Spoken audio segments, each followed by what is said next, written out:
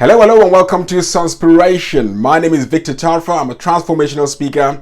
Every Sunday, I bring Sunspiration to you to inspire you for the week. Sunspiration is inspiration from the Holy Bible. I believe the manual that was given when the human being was created is the Holy Bible. And so any problem, anything you're trying to sort out, any inspiration you need for life is all in the Holy Manual. Today, I carry on with a great topic I've been talking about in the month of March. And wow, is the last Sunday in March already. And that's the first quarter of 2021 gone. We've been talking about the mind of God. And I've looked at the thoughts of God, his thoughts towards us, which is what I looked at last week.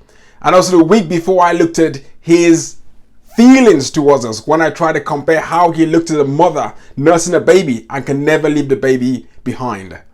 And so powerfully today, I'll look at his plans for us, because I believe his mind is focused on his thoughts for us, how he feels towards us, and his plans for us.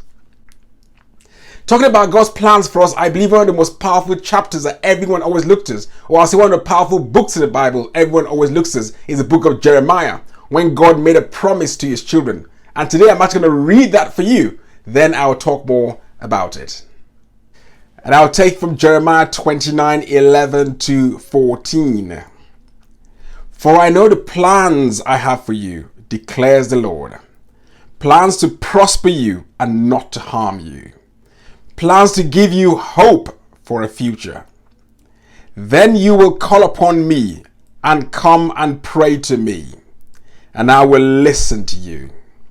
You will seek me and find me, and when you seek me with all your heart, I will be found by you, declares the Lord, and I will bring you back from captivity. I will gather you from all the nations and places where I have banished you, declares the Lord, and I will bring you back to the place from which I carried you into exile. That was Jeremiah 29:11 to 14 from the Holy Bible. As we can see in that reading, God had a powerful plan for his children, but his children were in exile. So he was telling them about how he was going to bring them out from their captivity.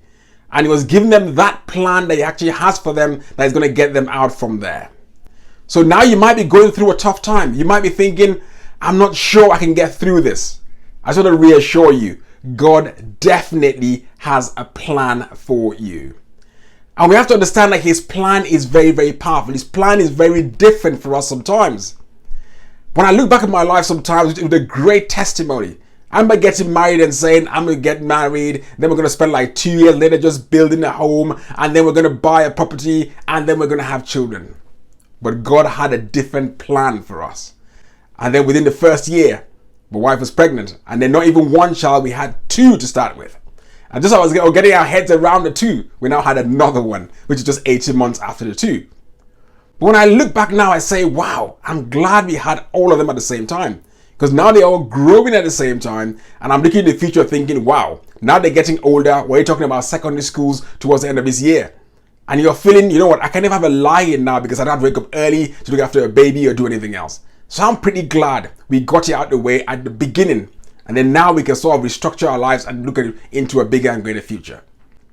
God had a better plan.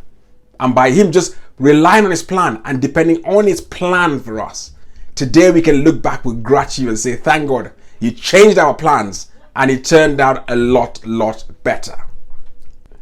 Secondly, his plan shows that he has a plan for us. And by him having a plan for us, that gives us hope. Because as a leader, if people are stuck or whatever is going on in people's lives, what is making them feel bad is a hopelessness.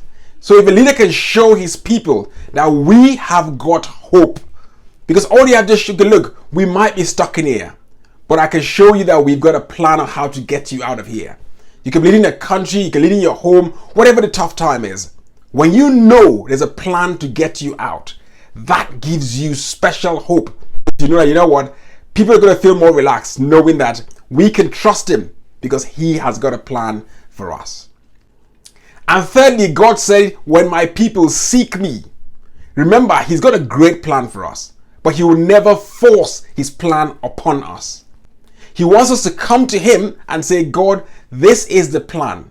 I want you to take charge of this plan that I have. And you can turn it whichever way you want, because there are different ways to get somewhere. 4 plus 4 will give you 8. 6 plus 2 is still 8. 7 plus 1 is still 8. So there are many different ways you can put numbers together to find 8.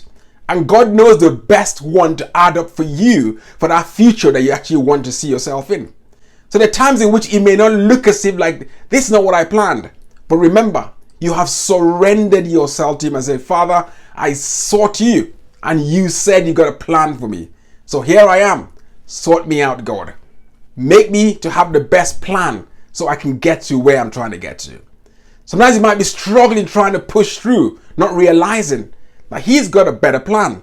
Or you have just surrendered to him and you find everything just coming your way nice and easy. So I want to encourage you today. Whatever you're going through, remember, God has a plan. His children were in exile when he made this promise to them. And also remember, when you have a plan, is a sign of hope. So he's got a plan for us so we can have hope. And finally, you need to surrender to him. You need to seek him, because he said, if my children seek me. And that's what he said to in his word. So seek him. When you go to him with the plan and lay it in front of him, he knows best. And his plan is always, always, always the best. I can guarantee you, his plan, when you look back, you will say, I'm glad I surrendered to you, Lord. Because what I can see now is so much better than what I had in mind. Go there, surrender to him with your plans, and you will never regret it. Stay blessed. Love you all.